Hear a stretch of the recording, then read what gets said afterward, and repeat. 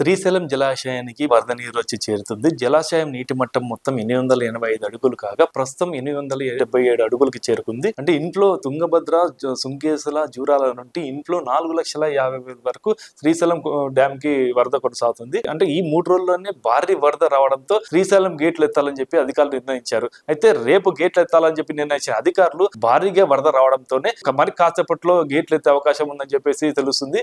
ప్రస్తుతం మనం శ్రీశైలం డ్యామ్ దగ్గర ఉన్నాము. ఇప్పుడు ఇక్కడ చూస్తే మొత్తం అధికారులు అడావిడిగా ఉన్నారు. మొత్తం మీద గేట్ ఎత్తాలని చెప్పేసి అయితే నిర్ణయించుకున్నారు.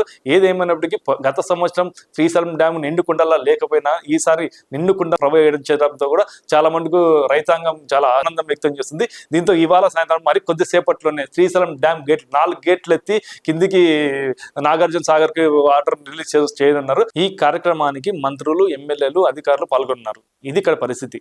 కెమెరా పర్సన్ నగేష్తో కిరణ్, సుమన్ టీవీ, శ్రీశైలం, నంద్యాల జిల్లా.